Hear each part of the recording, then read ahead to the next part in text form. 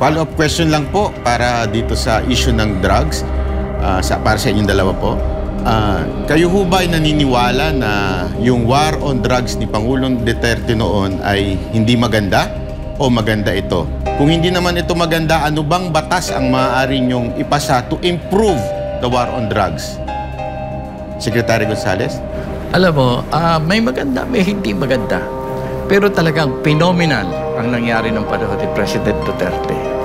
Na lahat ng gumagamit ng droga, kinabahan at naghangad na pumunta sa mga pulis. Daan-daang libo ang nakita natin ang talagang naglabasan. Yun sa akin, phenomenal yun na epekto ng war on drugs. No? May mga sinasabing abuso. Pero very important sa atin that for the first time in the nation's history, na halos lahat na gumagamit ng droga lumabas at nag-report sa ating mga authorities. Siguro hindi na napagplanuhan ng ating dating Pangulo na napakadami pala talaga. Na alam niya yung numbers pero hindi, probably he didn't see the reality of so many people wanting to stop using drugs. Phenomenal yun. Tama yun. Salamat. Tama yun. Napaka-phenomenal nung nangyari nung nakaraang administrasyon na sila ay nakakuha ng tiwala kay former President Rodrigo Duterte. At sila mismo, nagpalista sila sa mga otoridad na sila ay gumagamit. Siguro kung meron tayong gagawing batas dyan, ay dapat mapondohan yung rehabilitation nila. Kasi kung sila ay nagpalista, ibig sabihin, tinatanggap nila na sila ay drug user. That's one.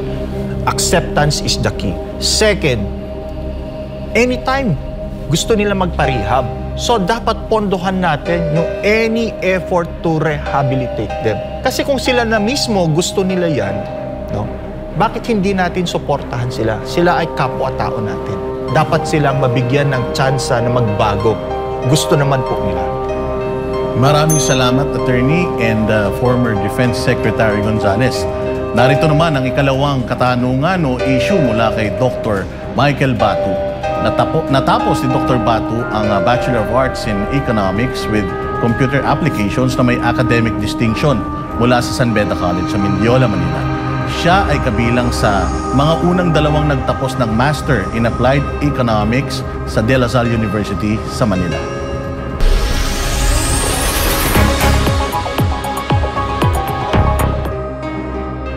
Ang aking pong tanong ay tungkol po sa Maharlika Investment Fund.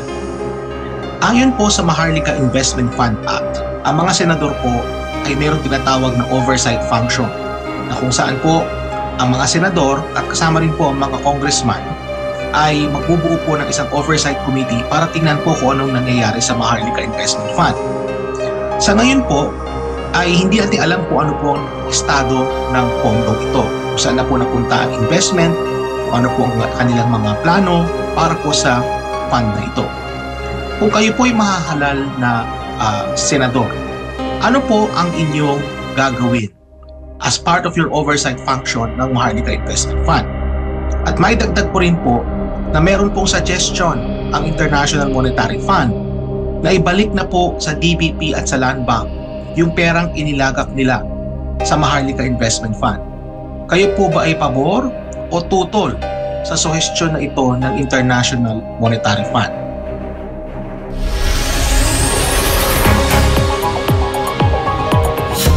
Ang unang magbibigay ng kanyang opinion ay si former Defense Secretary Gonzales. Palagay ko, bago natin pag-usapan yung oversight na gagawin ng ating mga politiko, pero important na i-review natin yung konsepto ng Maharlika Fund. May mga sinabi sa publiko kung ano ang uri at ano ang intensyon ng Maharlika Fund. Ako nga, ang akala ko, manggagaling yan sa mga foreign investors na papasok sa Pilipinas. Pero nangyari, bakit ang kauna-unahang kinuhanan ng pondo yung dalawa nating bangko? At sa ngayon ay mukhang nasa alanganin at kita-kita naman natin, pati yung monitoring board, pinapasulit ang pondo. Sa tingin ko, naging parang misteryoso itong Maharlika Fund eh. Ano ba talaga ang tamang intention niya? Kung ako'y mahahalal, more than the oversight, simulan nating questionin Ano ba talaga yung Maharlika Fund? Para kanino ba yan? Para saan yan? Sino magbibinipisyo dyan? Bakit sabi galing sa foreign investors? Wala namang pumapasok. Wala akong nadidinig na galing sa foreign funds, foreign investment. Kinuha nga yung pondo pa ng ating mga institusyon at palagay ko nagkakaproblema yung mga institusyon na kinuhanan ng pera. Tama na, isoli muna yan hanggat hindi naliliwanagan ng taong bayan kung para saan talaga ang Maharlika Fund. Maraming salamat, Secretary. Sunod nating pakikinggan ang pananaw ni Attorney D. Alban sa issue na ito. 2 minutes, Attorney. Ang Maharlika Fund ay ginawa para mag-invest. Ang mahirap po kasi sa investment, maaari kang malugi, no?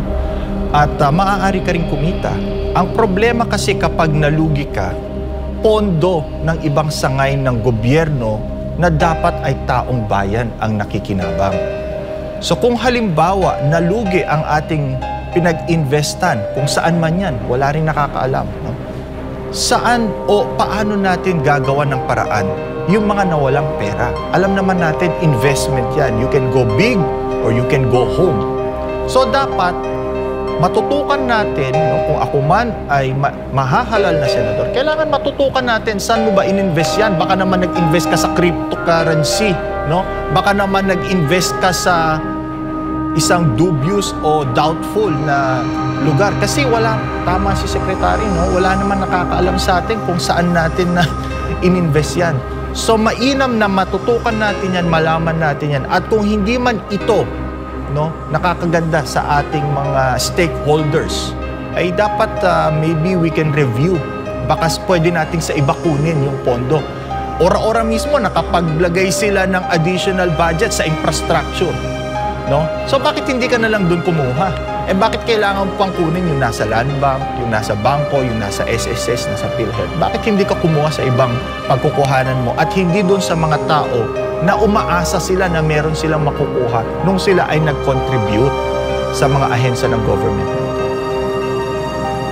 Maraming salamat po sa ating mga eksperto na nakibahagi sa episode na ito ng programang Sukatan. Kamusta naman kaya ang ating mga senatorial aspirant? Walang BBTO dahil wala pa tayo sa kalahati ng ating programa. Sa totoo lang, habang pinakikinggan ko ang sagot at pananaw ng ating mga aspirante ay kasama rin akong na-excite at syempre umaasa na tutuparin nila ang mga binitawan nilang sagot o pangako para kay Juan de la Cruz.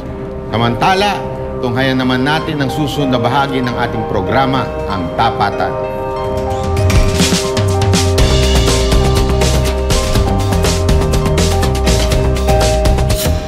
Sa puntong ito, ang isang kandidato ang magtatanong sa kapwa niya kandidato.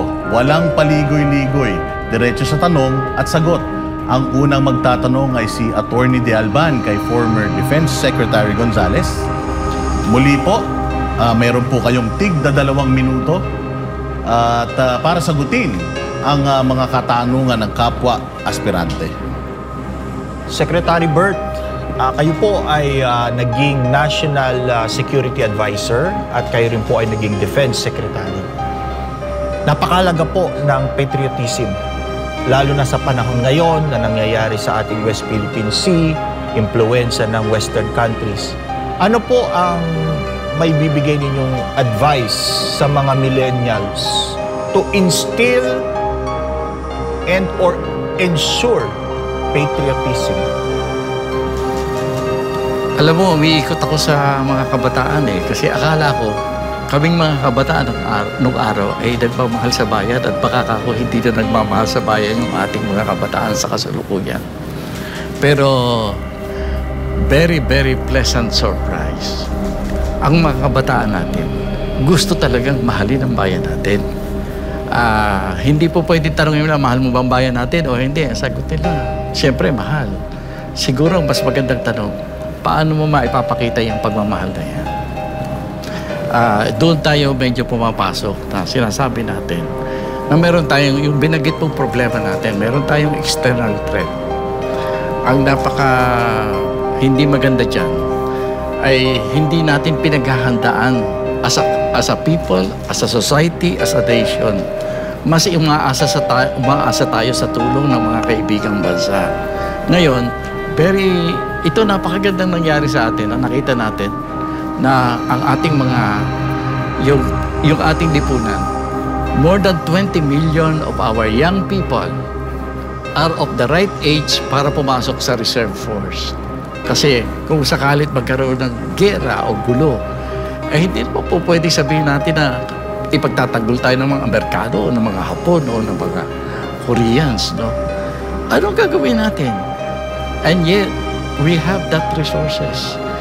More than 20 million of our people can be trained to join our reserve. Yan naman ang masasabi ko sa mga nadinig ko na eh. Ang mga kabataan natin, katulad ng mga kabataan ng araw, ng mga bayani ng mga nakaraan, handa rin naman silang